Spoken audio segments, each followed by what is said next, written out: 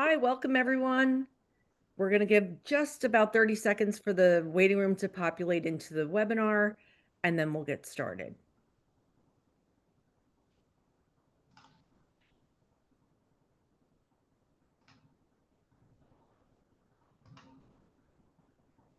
Okay. All right, welcome. Welcome to August Prep webinar. My name is Jen Sperduto, and I'm joined by my colleague Emily Bantz, who will be the new prep partner with me starting this month. Emily, say hello so your screen lights up. Hi, everybody. Okay, and we're joined today by our presenter, Dr. Manfredo Flores Cruz, for the Social Learning Program Development, Principles, and Application in Forensic Settings. Dr. Flores Cruz is from the Fulton State Hospital in Missouri, and I'll tell you a little bit more about him as we get started. This presentation is sponsored by the New Jersey Departments of Health and Human Services and also the Institute for Inpatient Psychiatric Rehabilitation. This is an interactive training. We encourage you to ask questions. We will probably hold most questions until the end unless there's something burning that comes through. But we'd love for you to participate in the discussion questions and the polls, and you can do that through the chat box.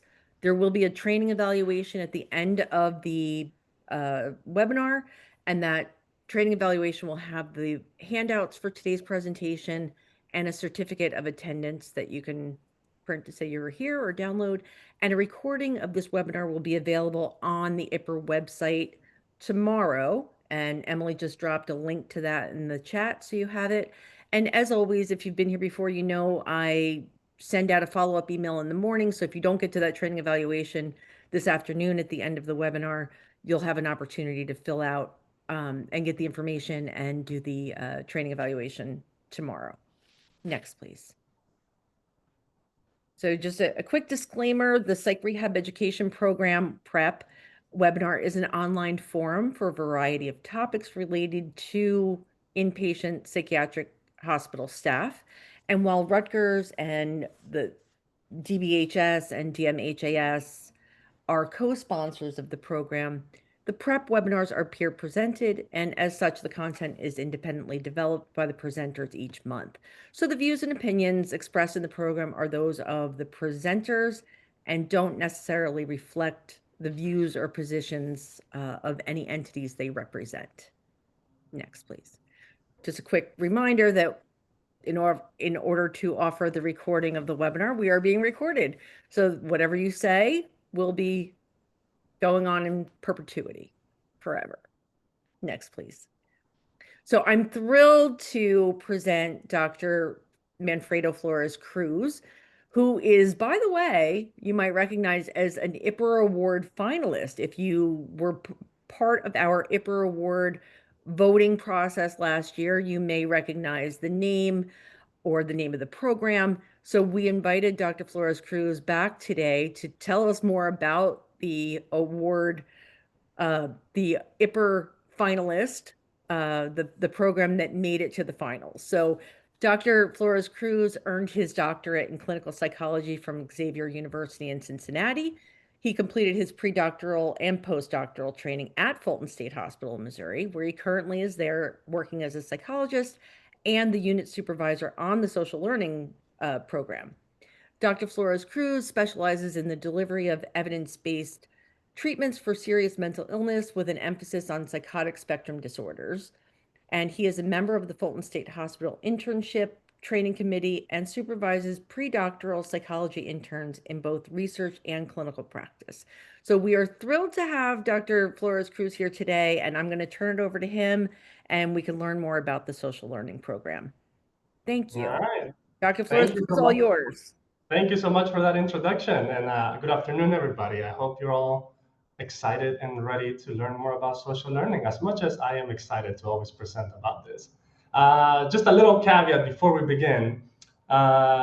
Social learning is a pretty complex treatment. Typically, what I'm going to present to you today, I provide a training for our new employees every month that lasts 8 whole hours, and we barely scratch the surface on it. So it was quite the adventure to summarize it all in 45 minutes or less, kind of.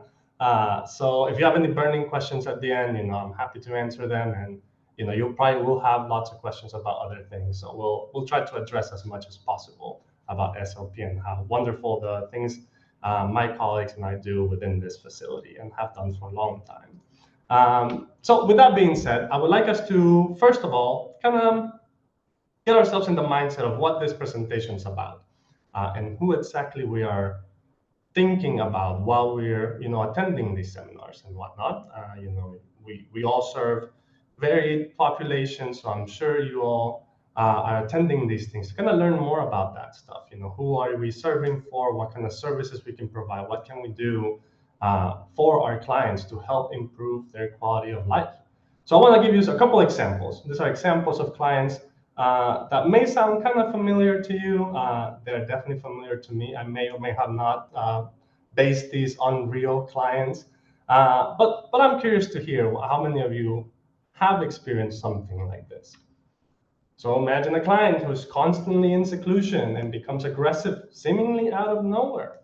Don't know if that sounds familiar to anybody. A client who is stabilized and discharged, but returns to your facility soon after discharge due to medication non-compliance or due to problems in some sort of less restrictive setting, maybe aggression or something else. A client who maybe has spent 20 plus years within your facility. A client who constantly talks to unseen stimuli and is unable to remain in group because they are just too disruptive. A client who maybe never leaves their room, no matter what incentives your team provides. You probably, rack your head around this problem many, many a times. A client who was observed eating an entire magazine, who tore up the ward bathroom and poured an entire ashtray in his mouth. Now, granted, that is a very oddly specific example that you may want to keep in mind as I keep walking through this. It is totally based on somebody who actually did all of those things. And lastly, a client whose staff believe will never get better. So I have a poll question. And I would like to hear how many of you thought of a specific client in your facility as you were hearing these examples. Give everybody a couple minutes to think. I am sure it's taken you quite long to think about an example that fits these.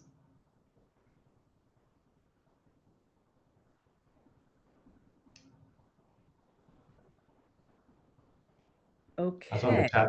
I thought of a few clients. Yeah, same. I'm going to end the poll so we can see what the results are. Look at that, 90% of you, a couple of you haven't, but a lot of you have. Okay, so you're in the right place because these are the clients that this program's designed for.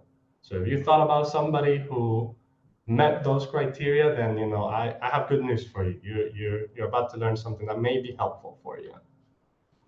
Next poll question. How hopeful are you that this individual will be discharged to a less restrictive environment and never come back to your facility? It's a tough question.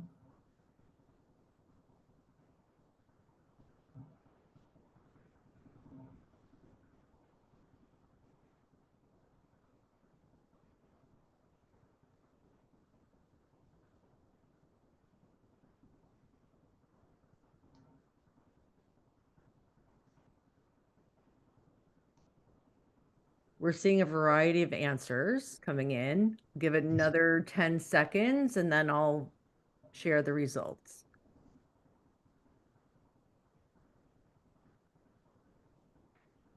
Okay. Okay. Wow, these are great results. 20% of you say you're very hopeful. Whatever you're having, I want some of that too, because hope is such an important thing. The fact that you're feeling very hopeful for these clients is quite energizing. It does speak to the effectiveness of our treatments, the passion people have. So that's awesome. I'm happy to see that. The 23% of you that said not at all hopeful, you know what? We've all been there. There's many clients I think about that I sometimes feel, I'm not so hopeful they're going to get better. So that is how a lot of us feel. And it is a motivating factor. Don't think about that as a bad thing. When we're having that difficulty with a client that we're really struggling with, that motivates us to try harder. And then the vast majority are somewhat hopeful. So yeah, we're right in the middle there, kind of thinking, this person might get better, this person might struggle, and we'll get there. So cool. All right. So like I said, social learning is a comprehensive evidence-based treatment for psychiatric inpatients with schizophrenia or other psychotic disorders, and specifically designed to treat those who are most impaired. So those of you who saw one of those examples and you thought, man, that person, struggles a lot, we've tried many things, it's difficult, that is who this program is designed for. And the purpose of this training is to provide, like I said, a very brief overview of SLP, its history, guiding principles, and also how we've applied it within our facility. So without further ado, let's get into it. Our learning objectives today will describe the historical development and evidence base for the social learning program. We'll understand the basic principles and interventions implemented within this program, and also learn about the implementation of the social learning program in this forensic setting. In order for us to talk about SLP, we got to take a little bit of a step back, and we got to think about the time where SLP was created. We're talking about the 60s and 70s. And around this time, there's this idea of psychiatric rehabilitation. And psychiatric rehabilitation comes around because individuals with pretty significant mental illnesses were being treated within facilities like this in many different ways. Occasionally, and most often around this time, there was this medical model for the treatment of mental illnesses, this focus that we need to find some way to cure people of their symptoms, sometimes even without regard for the quality of their life. Psychiatric rehabilitation sort of arises as an opposing view of this, this idea that we need to shift our focus from curing people into the idea of recovery. And social learning arises out of this idea. This kind of goal of that it's more than just reducing symptoms. We're not just focusing on making people have less of their symptoms, but rather we're hoping that they recover, which is unique for everybody. Some people's recovery might look very different than somebody else. Psychiatric rehabilitation also focused that we need to look at people as whole individuals, and we gotta provide interventions from all different disciplines to improve their quality of life through skill development. So we're not just focusing on reducing those symptoms. We're not just focusing on they cannot be aggressive anymore, but rather this idea that we gotta think about mental illness in a different way. SLP originates from this fundamental belief that no matter how impaired, all people can and do learn. And through learning new skills and learning how to cope with these difficulties and setting and achieving recovery goals, they do get better, and they do reach those goals. So a little historical context is around the time where social learning begins to be developed. So originally it's developed by Dr. Gordon Paul, and it's a 6-year study conducted in the 60s and 70s. At this time, Dr. Gordon Paul was working at the University of Illinois, and the state of Illinois had significant difficulties, with a certain group of clients, this population of clients who, despite, the institutionalization movement and, the development of new antipsychotics, they were just unable to discharge these group of individuals. They were severely impaired. They had little possibility of discharge. They were civilly committed at this time, so this was not a forensic application originally, but they really didn't know what else to do with them. So they approached Dr. Paul, and he starts this study where he compares the social learning program to milieu therapy and traditional hospital treatment. So we'll talk about SLP, but milieu therapy is also an evidence-based approach. So he was comparing this newly developed treatment to something that was an established psychotherapeutic treatment. and also comparing it to kind of what he called traditional hospital treatment, which is mostly medication management. So I'll show you the results of that original study, and we'll go from bottom to up. So don't look at the top bar, or you'll spoil yourself the results, which I know may be hard to do.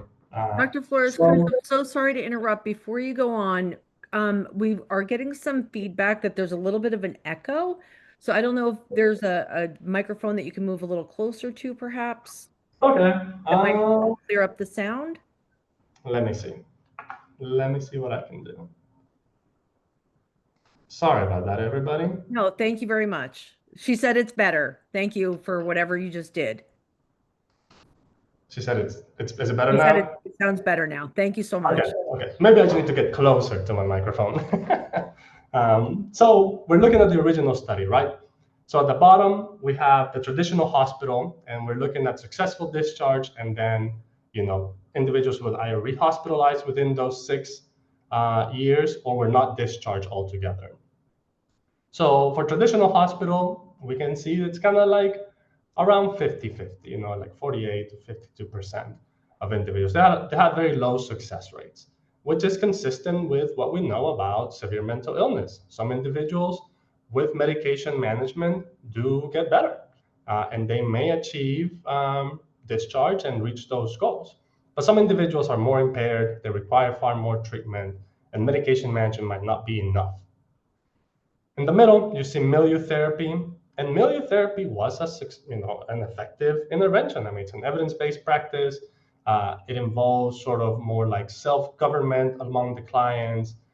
It's an interesting approach to recovery, but it was very successful. 70% or so of clients were discharged within those 6 years. So just these two in isolation, you look at milieu therapy, which was a well-established treatment, and you say, man, it works really well. And then you look at social learning, and the effectiveness of the intervention just makes milieu therapy not even look that successful, despite the fact that it is effective, because social learning was just so effective at helping people reach those goals, those recovery goals, and reach successful discharge.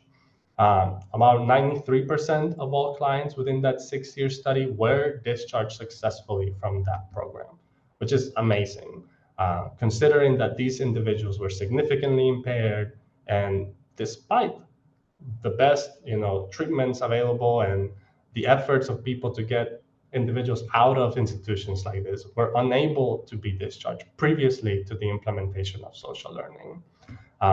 So yeah, strong evidence base, and from there it kind of grew and moved along the way, right? So what happened was, there we go. Like many other states, Missouri was also finding themselves in the same position. They had a large amount of clients at their maximum security facility here at Fulton that were unable to be discharged. And this had been going on for a long, long time. So in 1979, just a couple of years after SOP was developed, there is a federal lawsuit against the hospital. Several clients, the Biggs Forensic Center, which was the maximum security facility, sued the state of Missouri and alleged that Missouri is not providing treatment, that they are being held in this facility. They're forensic clients, so they have committed some sort of legal involvement, and they were alleging that they were being kept here longer than they would have otherwise, and that they were not receiving the treatment they were supposed to be receiving. So Missouri loses the lawsuit. The clients were right. There was not many treatments being provided for them. So a task force is created by the Department of Mental Health and the University of Missouri to identify evidence-based approaches to provide treatment for these individuals that were very impaired, that had a lot of difficulties, and were not being discharged from the facility. So within that task force, they identify social learning program, and it gets implemented for the first time in 1988. And it is the first application of the program with forensic inpatients in the country. And since then, it has been successfully provided at this facility. I will talk a little bit more about our effectiveness, because we've done some really cool studies here. So towards the end, I'll talk to you about it. But it was applied in 1988, and it has continued to flourish since then. The original application of this involved one unit with 19 beds. Over the years, it grew and expanded and shrank, and things have changed. But currently, we serve 85 clients in 3 different units. So we provide a lot of treatment for a lot of individuals, and so that's grown quite a bit since 1988. So as we talk about social learning itself, we got to consider what are the guiding principles of this intervention? What are some of the assumptions? What are some of the things we believe as providers of this treatment? So first and foremost, SOP is a comprehensive treatment and assessment system. So it's not just a variety of interventions, all of which are evidence-based interventions for this population, utilized in many different settings, not just in state facilities like this. But it also has this assessment component, which I will be talking about, and genuinely is the element of social learning that distinguishes it from a lot of other interventions. It's incredibly complex. We'll barely scratch the surface of it today, but I will say that it is probably the most unique element of this intervention, and definitely my favorite part of it. But I am, a bit of a nerd, so take that as you will. Other assumptions and guiding principles is that basic skills are needed for successful community living. Everybody needs different skills to successfully be in the community and live independently. So we assume that this is an important thing for everybody, and it's important for us. I mean, I not even presenting in front of people, but I did chew some gum before this, so my breath didn't stink, despite the fact that none of you are going to smell it. But that's just a skill we've all learned and developed, that our self-care is important, that we got to look presentable, that we got to do certain things to be successful. We know that people with prolonged hospital stays have either lost, forgotten, or never learned these skills. People who remain in facilities for a long, long time, they lose those skills they have and perhaps never learn them. There's individuals who, like I asked about, if there's somebody who's been in the facility for 20 plus years. We have a client in our facility who hasn't been just here. He's been in different facilities, but he was first hospitalized at the age of 8. He is now 70 years old. So the skills he learned were probably not incredibly useful for community living, because they were useful for living in institutions like this. You maybe never learned some of the skills needed for successful living outside of a facility. So yeah, I mean, that's something we assume. We assume that they need skills. It's our job to teach them. I already said this, but it's so important, I have to say it again. And it's that no matter how impaired, all people can and do learn. And that is just a core tenet. We believe it every single day for every single one of our clients. All interactions between staff and clients have therapeutic potential. So it's important that every single interaction we do with people, we recognize that that is an important opportunity for us to be therapeutic, which is a very revolutionary aspect of social learning, is that everybody in the treatment team, staff, clinical professionals, we are all providing treatment every single day of the year. In fact, some individuals see our clients way more than I do. I see them a lot, but not all the time. So it's important that every interaction we have with them is providing this treatment. That's why it's so comprehensive. When people develop these skills, they become more hopeful, and that helps them succeed. So we gotta teach skills, we gotta help them get there, because the more hopeful our clients become, the more likely they are to also succeed. And lastly, as I said, SOP is described as a program without walls. It's applied by all staff across all waking hours and settings for all client behaviors. When I say all, I do truly mean all, 365 days a year for every single waking hour of the year. There's always treatment happening, whether that's scheduled activities in groups or it is just the day-to-day interactions we have with people. So what are some of the interventions we do? Kind of what does the social learning program actually look like? Well, we have the token economy, which is a very essential element of it. We also offer different groups and classes. And then lastly, we'll talk about the interactions between clients and staff and how important those are. So the token economy, I got a couple examples of tokens there with my name on it. Sorry, my phone was ringing. And so that's a token. It has my name on it. All the clients get tokens. They're laminated pieces of paper. They look very nice, and they got their names on them so they can trade them. So that's really good. But tokens themselves are reinforcers. They're exchange for goods and services for everything within the program. So clients can exchange tokens for food items at the token store. They can exchange them for things like shampoo, clothing, all sorts of things. But they're also exchanged for privileges. So in SLP, everything is a privilege. If a client wants to go to their bedroom, they have to pay tokens to be there. So tokens are essential for every single thing. They want to watch TV, they have to pay tokens to watch TV. It simulates this economy that we have in the community where everything we do, everything we want in life, we gotta expend some sort of money for it. So the tokens are strong reinforcers. They're exchanged for things, and it helps with generalization training. So clients learn how to manage different things.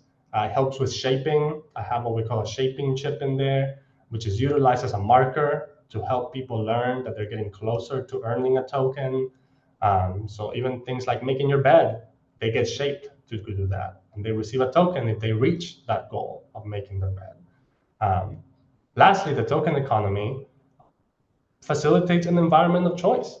It creates this environment where clients get to choose things. In a facility like this and facilities that are high security, clients don't have many choices. So the token economy gives them that choice. You don't want to go to group today? That's fine. You can pay some tokens to skip group. But if you come to group, you may be able to earn those tokens. So they have a choice now to make. So the token economy is a great mechanism of change. It helps with all of these reinforcers. It creates this structure for all of us to provide the treatment. And it's a part of every single intervention we do, every single group, everything we do. So speaking of groups, we offer many different groups. We talk about things like cognitive behavioral, social skills training. We provide self-care training. We provide things like vocational training. We have in the past provided anger management, medication management. We do illness management and recovery, functional skills, safe offender strategies, which are sex offender group. All of these are offered to our clients based on their needs. They earn tokens for participating. And all of this is just essential to their recovery. We're providing all of this treatment. The last element of social learning, which I said is my favorite thing, is our direct observational assessment. So just as we're all providing treatment, we're all doing these groups, we're doing individual therapy, we're interacting day to day in and out with our clients, we also have a staff of full-time observers.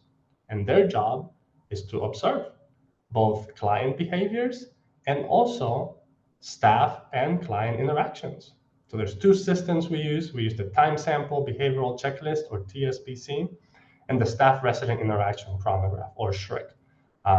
We also use a lot of acronyms, so I will try to say it all out, but it's a mouthful, so I might just default to the acronyms at points.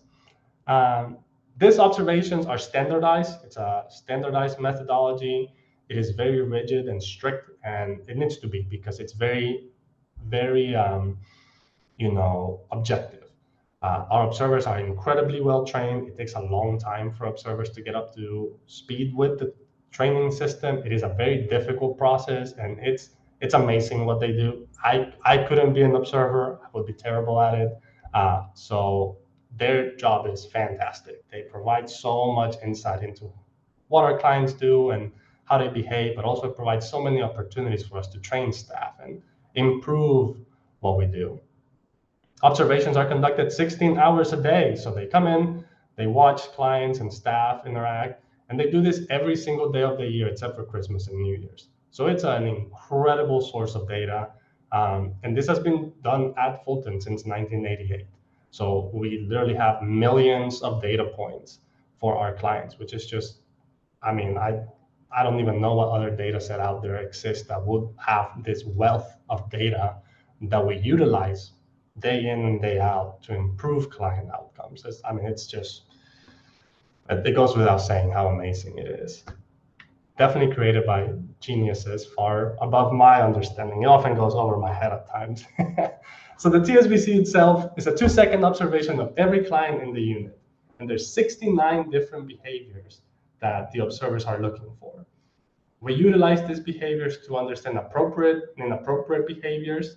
So this will include things like interacting with others, self-care activities, individual entertainment, but it also includes things like, psychotic motor behaviors, verbalizing delusions, grimacing, responding to unseen stimuli, even becoming hostile and yelling or fighting people.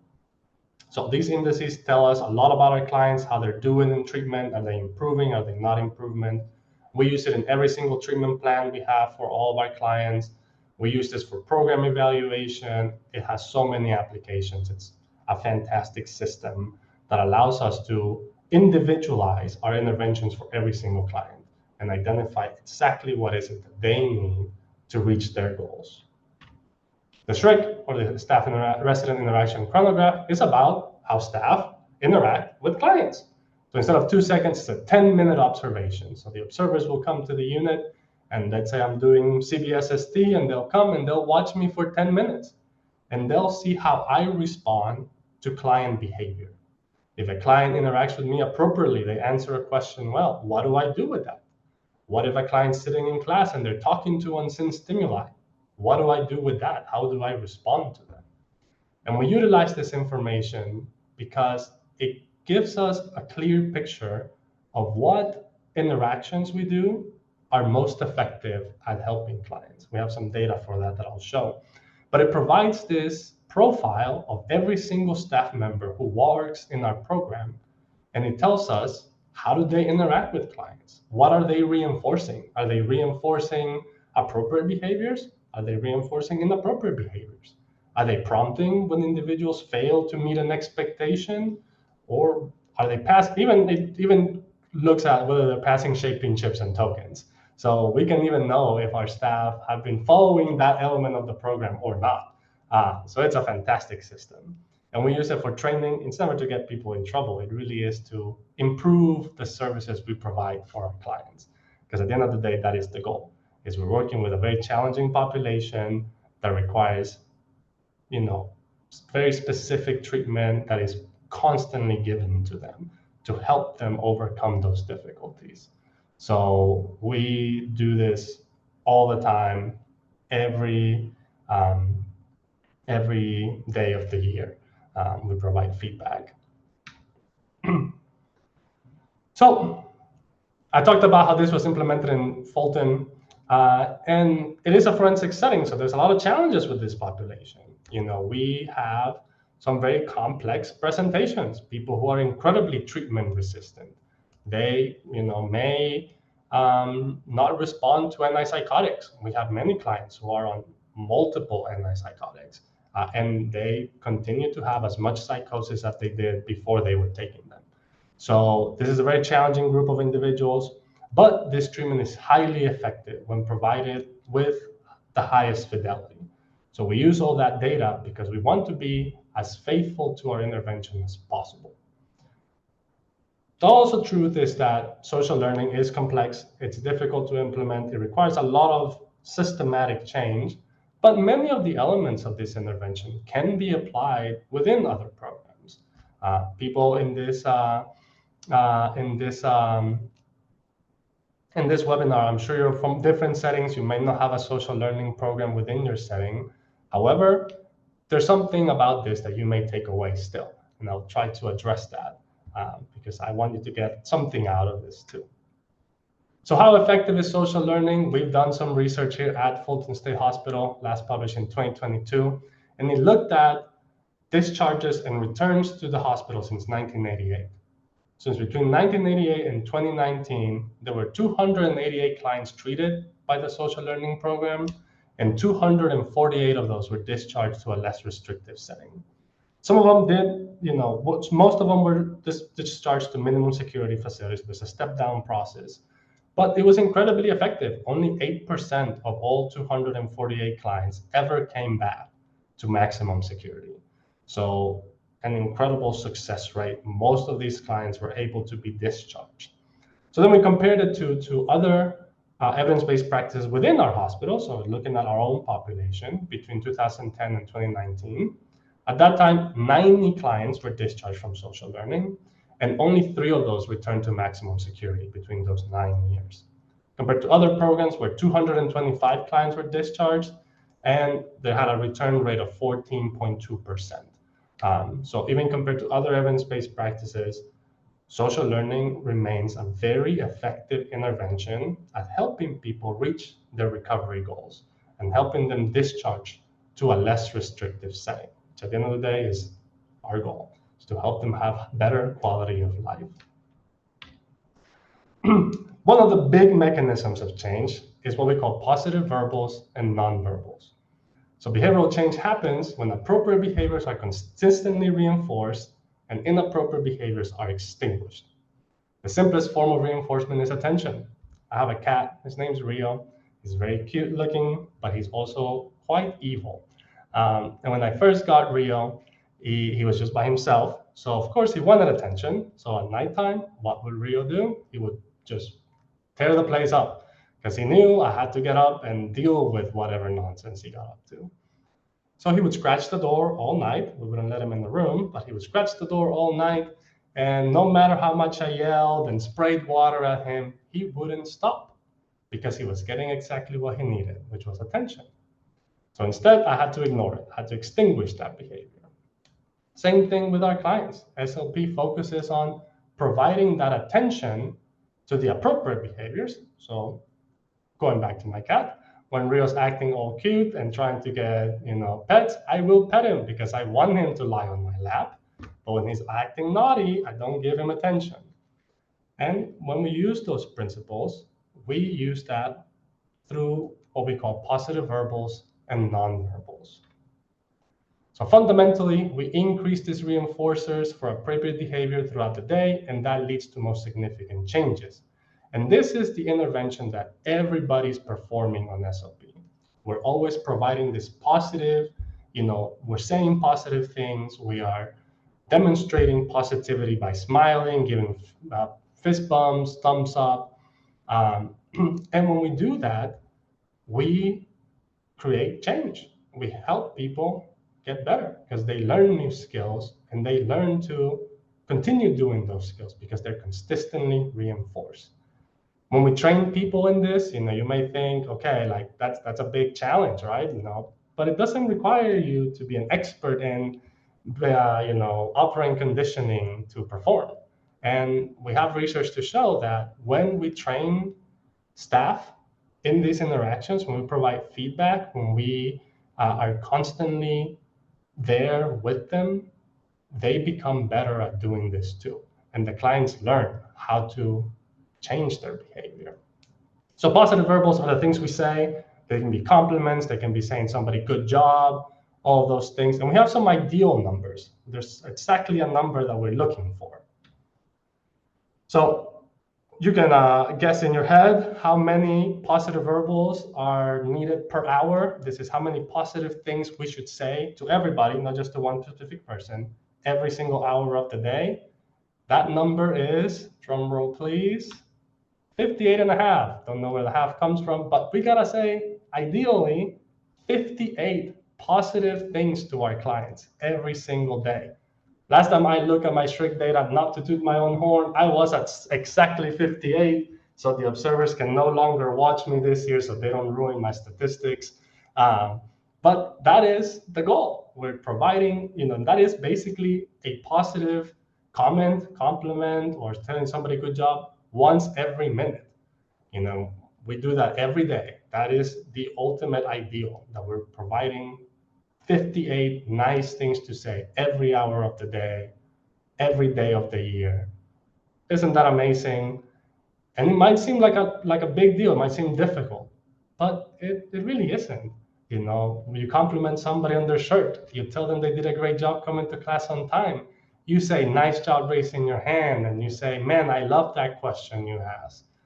All of these small things create such an environment that's just rich and able to provide the interventions we do. So, I mean, yeah, incredible. Now, we also have nonverbals. Those are like fist bumps, thumbs up, smiling, saying things pleasantly. So ideal number, make a guess. We said 58 and a half for positive verbals, maybe more, maybe less. It's actually 72, which my number was 72 and a half. So once again, observers, if they're watching this, don't come to any more of my groups so I can keep these perfect numbers there forever. But that's the ideal number. We give people fist bumps, we give them thumbs up, we smile at them, we create this pleasant, positive environment that allows people to do better. And we got to do it a lot. And the more we do it, the better, because we're reinforcing this appropriate behaviors consistently. Now, this is only to appropriate behaviors, so we shouldn't be giving fist bumps and saying, man, that's a great story when somebody tells me something delusional. That's a whole different story. But this is something everybody can take away from this, is that your clients, everybody's got our clients, your clients, they all do wonderful things. They all perform daily things that are incredibly appropriate and things that we want to cultivate for them. And this is how you do that. You do that by saying the words and being positive towards them and just showing that change.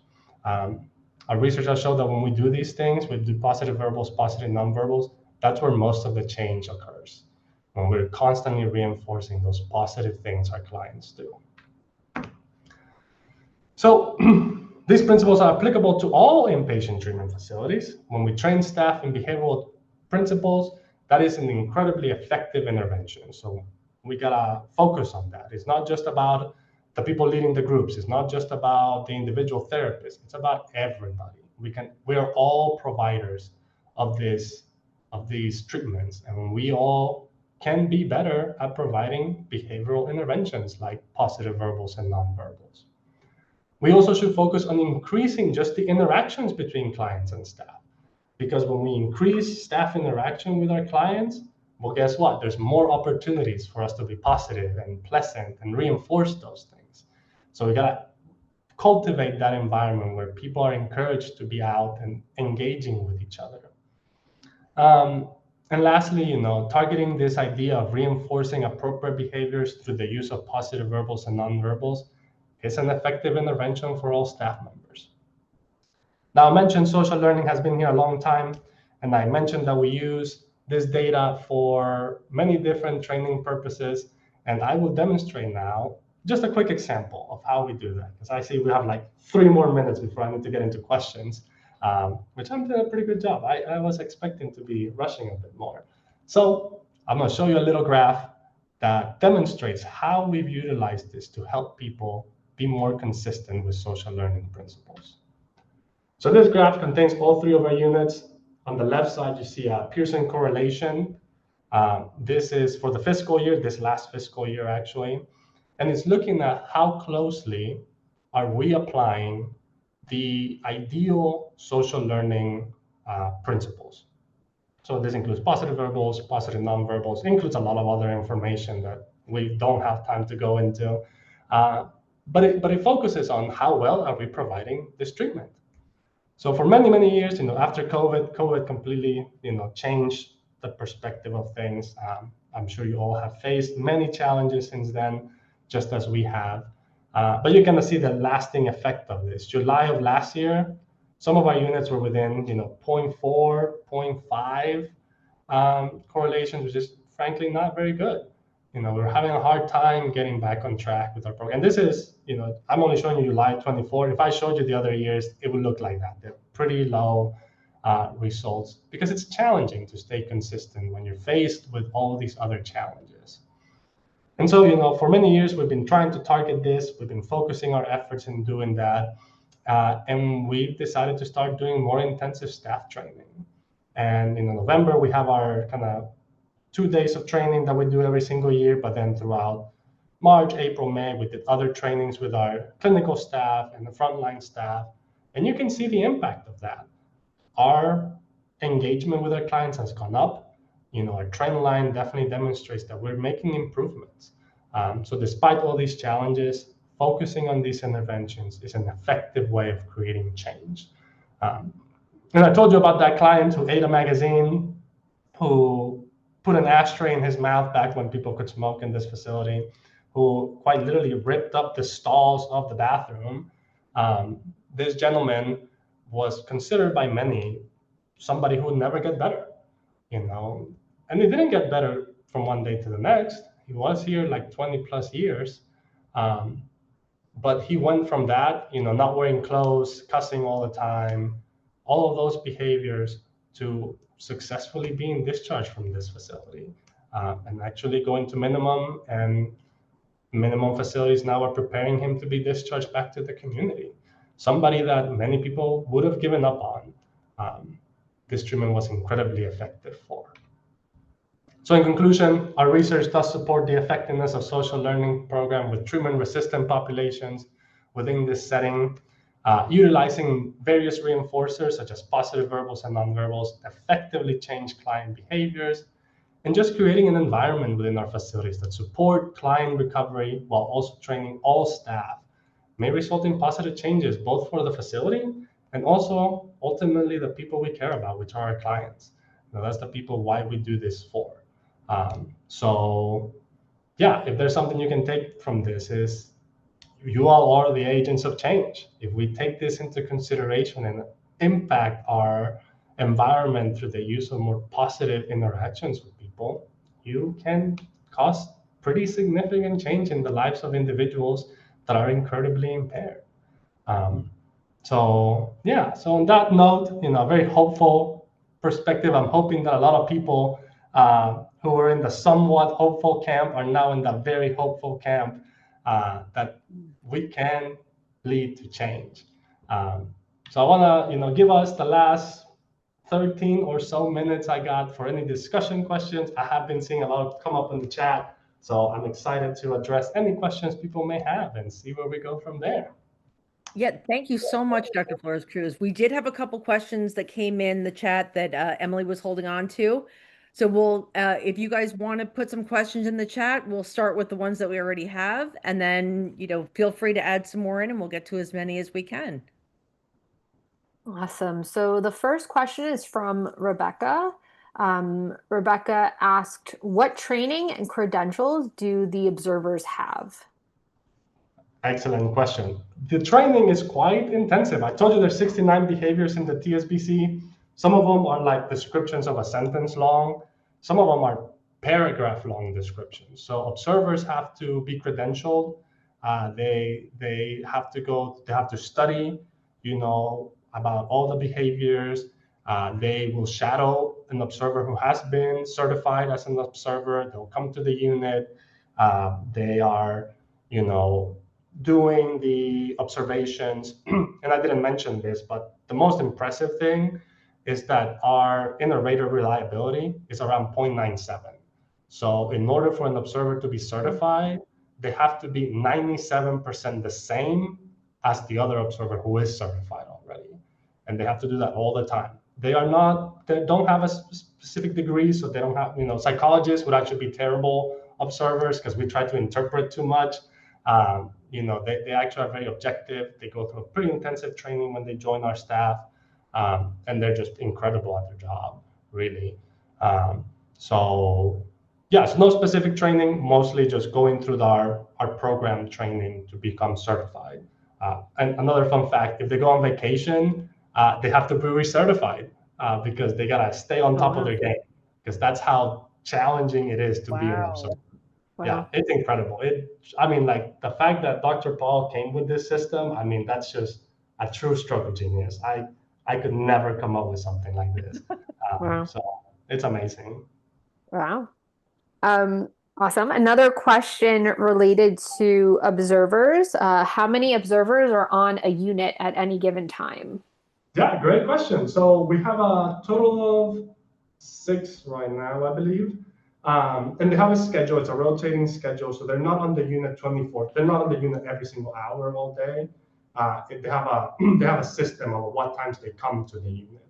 But they're at the unit basically, at one unit every hour for 16 hours a day. So at one time, you might come into the unit and you might not see any. At some time, you might just see one. There's usually just one per unit who comes.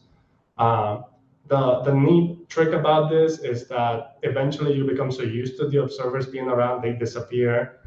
So you don't actually notice them being around because you just get so used to them watching you.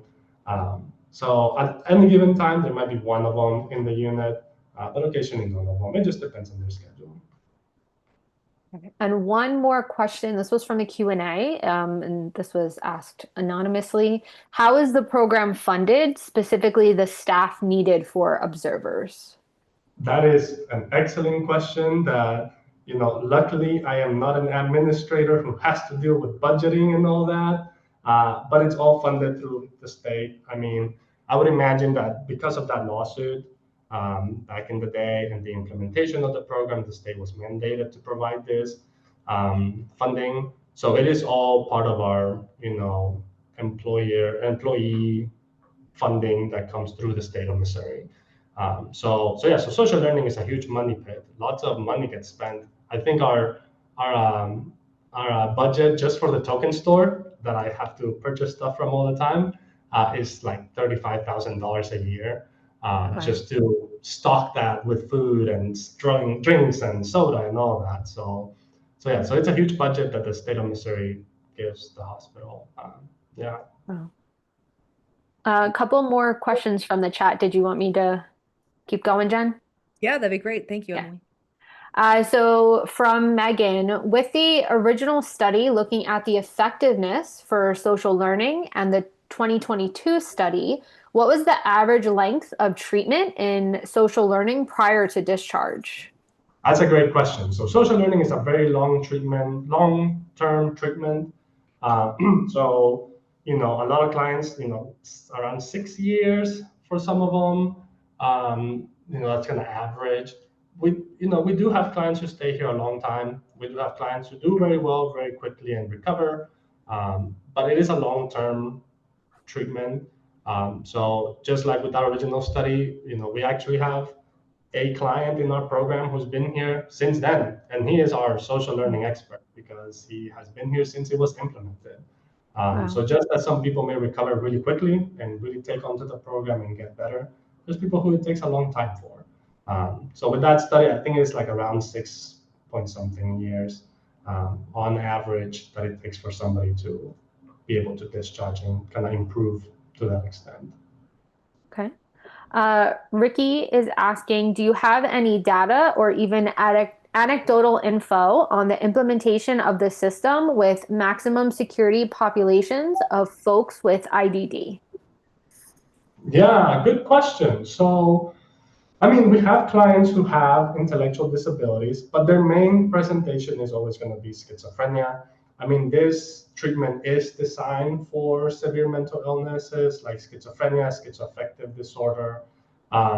So a lot of them may not meet criteria for IDD, but they are cognitively impaired because of the schizophrenia. So I don't think I have any specific data about just using it on IDD population specifically.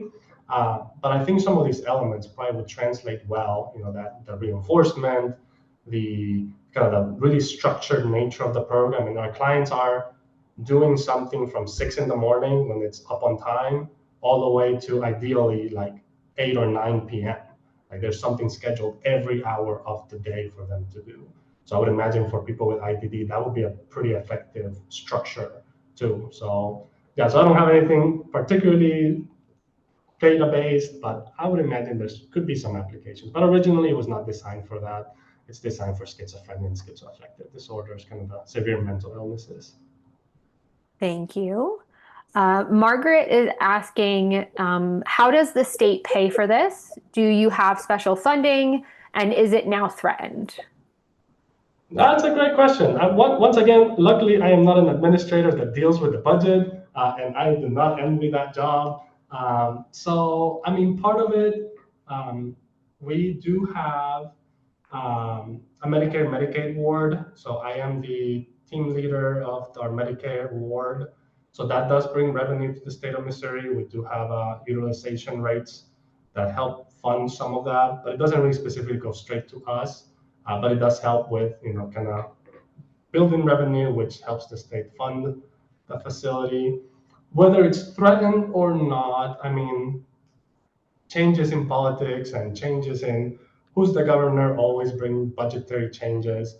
Um, I would like to say that we provide such an essential treatment for a very unique population that probably not fully 100% threatened, but I wouldn't discount that. If somebody were to look at the budget, they might think this is a big expense. Um, so I don't know if I can answer that question because I just don't know it. But I would hope that we're not threatened by any budget decisions. That is just my maybe naive take on this. It's good to be hopeful, right? Yeah. We just talked about hope, and I am full of it today. Yeah. So I'll just say no. We're never threatened by any changes in government or nothing like that. It's a good mindset. Lindsay is asking, it looks like we have 3 questions left. So Lindsay is asking, does the 58.5 positive reinforcing comments per hour count per observer or per client?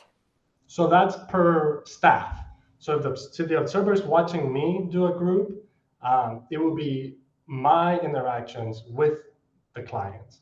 And it's not per client, it's just in total. So if I have 10 people in my group, the ideal rate is that I'm giving 58 and a half. Don't know where I'm going to get a half compliment out of, but it's a rate, so it's an average.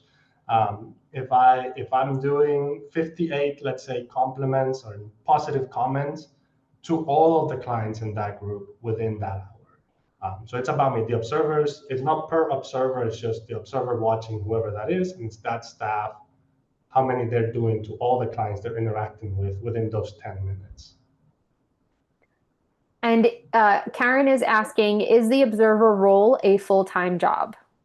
Yep, it is a fully funded, full-time position. And they work a lot. Like I said, they only get 2 holidays. So, and the rest of us get like 14 because the state of Missouri loves holidays.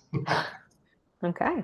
And before we get to the last question, I just want to remind everyone that Emily's going to drop the link to the training evaluation in the chat so that you can access the slides from today's presentation, and also remember that there will be a recording of the webinar.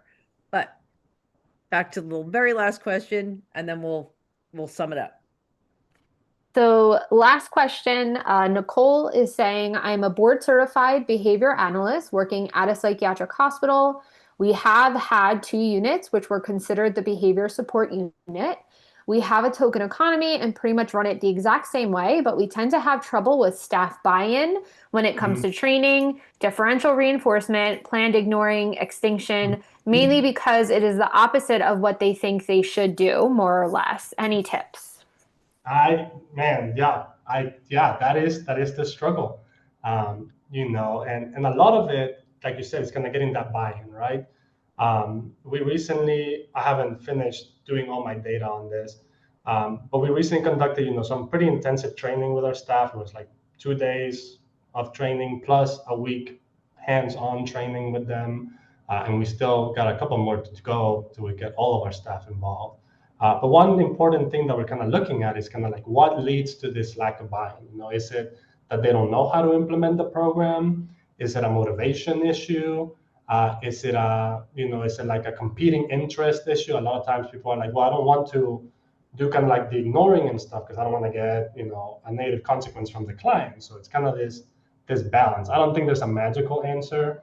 Really training and creating this environment where you're like empowering people and also providing positive reinforcement for them to create that change. So yeah, it's a big challenge. We have it too. I don't know if there's one specific thing that can help, but being consistent with our program, being consistent with creating this positive environment will eventually lead to changes. It just takes a long time to get there.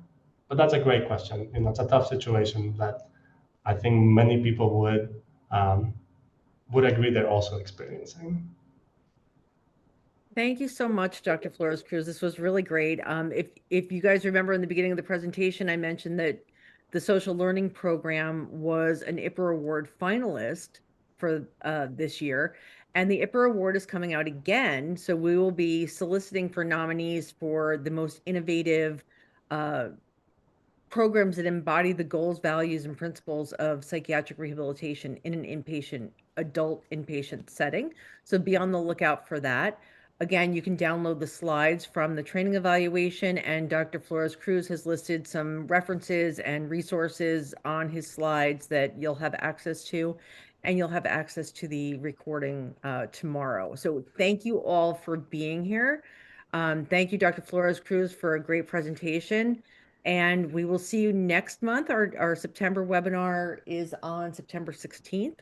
So be on the lookout for registration information. And also at the end of this presentation, you'll see Dr. Flores-Cruz's email information. If you have any other questions, I'm sure he would love to entertain them. But thank you so much for being here, Dr. Flores-Cruz. This was really wonderful. And we'll see you all next month. Thank you so much. Thank you, everybody. Have a good one. Take care. Bye.